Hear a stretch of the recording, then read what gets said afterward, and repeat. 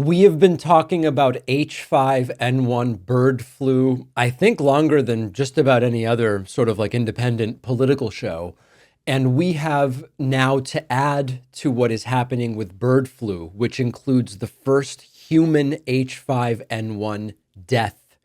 We have the inauguration of Donald Trump, and these are seemingly unrelated stories, but as I did a few weeks ago, a story that I did not think would be of interest to a huge slice of my audience, I was wrong. It was. We may be heading towards Trump having the opportunity to botch two, three, or even four pandemics. Let's talk about what's going on with bird flu. The Louisiana Department of Public Health, as you can see here, confirms that a patient hospitalized with the first U.S. case of H5N1, avian influenza, bird flu, has died. What we know is that the patient was over 65 years old with underlying conditions and contracted H5N1 after exposure to a backyard flock and wild birds. Now, that is a source of reassurance for many people that is both reasonable with some caveats. And I'll talk about that in a moment. Now, an investigation was done and it found no additional cases in people, nor evidence of person-to-person transmission. And that is sort of at the heart of what is going to determine the direction that this goes. This remains the only human H5N1 case. Louisiana's Department of Public Health is extending condolences, saying we're not going to provide more information as to the exact age or other things. So where do we stand currently on H5N1? Highly pathogenic viral infection, primarily affecting birds. This is especially poultry and wild birds.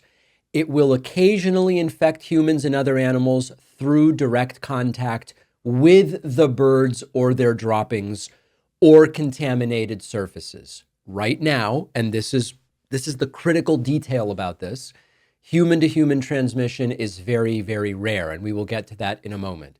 The typical symptoms in humans are flu-like symptoms: fever, cough, sore throat, muscle aches. Sometimes you get severe respiratory illness, as is the case with many types of flu. Sometimes it is death. The public health risk is considered low right now because that human-to-human transmission is not something that seems to be happening. If you work with birds, if you work with livestock, you are, of course, more vulnerable. The recommendations are don't touch sick or dead animals. Don't touch their droppings. Keep pets away from dead animals, from sick animals. We then get to some of the recommendations that are a little less clear. Cooking poultry and eggs thoroughly. We had an expert on, Dr. Rick Bright, who said, yeah, do that, although it's not totally clear that like a runny yolk is going to transmit this.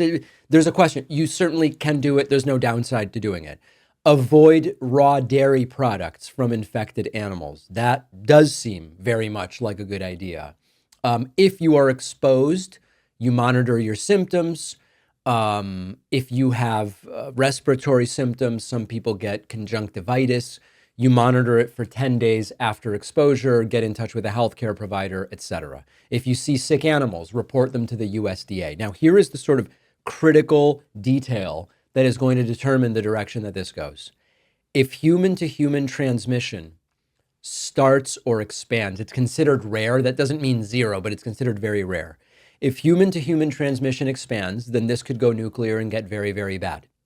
The reason I say that is that the known mortality rate of H5N1 in humans is very high. The case fatality rate, that's based on known cases, is 50 to 60% of those who get a known case die. Now, this is sort of like bringing us back to COVID. The case fatality rate is different than the infection fatality rate. You may have 10 infections, only 3 are symptomatic, and 1 of them dies. The infection fatality rate would be 10% in that scenario I just gave you. The case fatality rate would be 33%. So there's a couple important factors here. The infection fatality rate may well be much lower than 50 to 60%.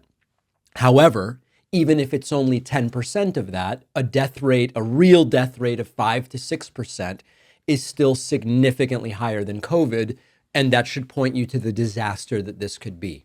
There's a second part though, and again, a lot of this is what we believe, the way these typically behave. It's general information. If this H5N1 mutates to become more suited to human transmission, it may also become less deadly. So it would be wrong. We want to be worried about and prepared for, wow, it could remain just as deadly and become easily transmissible between humans. That is a possibility. But the additional possibility, which some say is more likely, and again, I'm not trying to paint an optimistic or pessimistic picture. I'm trying to be as realistic. It is more likely, according to some experts, that the mutations that would make it more transmissible from human to human are also likely to make it less deadly. But again, even if you chop it in half, it could be 25%. Even if you chop it in 4, it could be 12.5%. These are still very, very high numbers. That's what we know right now.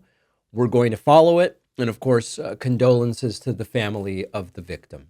Well, I wrote a book after a long journey and a ton of work. I am really thrilled with how it turned out, and I hope you'll read it. The book is called The Echo Machine. And in a nutshell, it looks at how American politics got so broken, who has already figured out solutions, and how we can try to fix it and stop the terror of Trump for the next 4 years. With Trump winning this election, the Echo Machine couldn't be more relevant, not only a warning about how we got here, but also about what might be coming and how to prevent the worst outcomes. We've got to stay engaged. We need a plan, and that's what the book is about. There's a belief out there that unless you have corporate media behind you, you can't have a successful political book launch, that it's not possible. I think we can prove that wrong.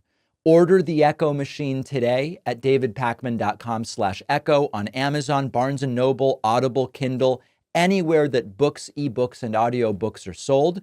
You can also call any local bookstore and say, please order me The Echo Machine by David Pakman. Wherever you get the book, you'll get the free pre-order perks, including the signed book plate. Head to davidpakman.com/free book stuff after ordering.